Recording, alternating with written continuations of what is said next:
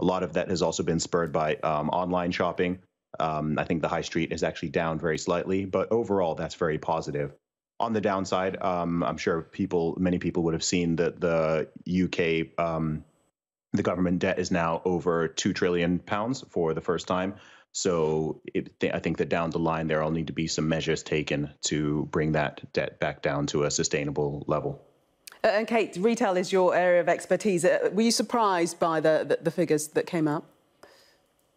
Well, I don't want to correct Zuby too much, but my taking on the ONS figures yesterday, having deep dived in them, is very different. Whilst the top line is correct, actually you dig into it and it's very different, because the spending and where the spending is in completely different places than the start of high street. And actually, to just go back on the online thing, online is 50% higher than it ever was, which means our high street is it's been obliterated in the main, and footfall hasn't returned.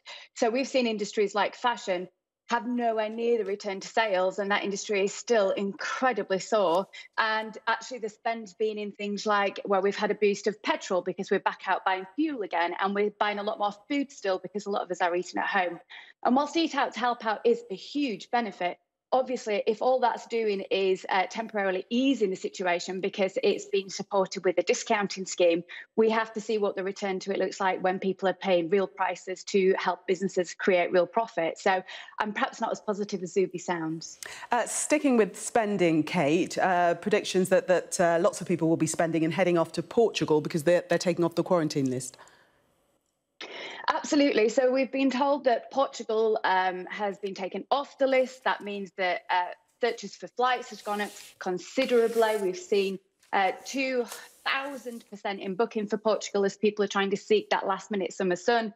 But at the same time, we've heard Croatia, Austria, Trinidad, Tobago have all been put on the list. So people desperately trying to get back from those areas before they have to hit an enforced 2-week lockdown.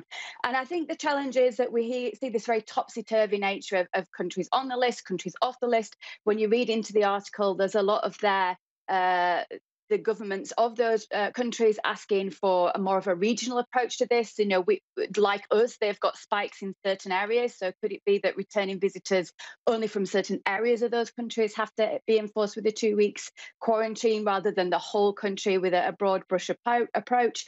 But underneath it all, Julian, we've got this challenge because this is affecting our travel industry, the travel agents that run it, who are constantly on and off in terms of the foot pedal of trying to sell holidays and then repatriate people and also refund them. It's leading to huge organisations going out of business. We heard yesterday STA Travel, which is a backpacking and gap year specialist, gone into administration with 50 shops at risk.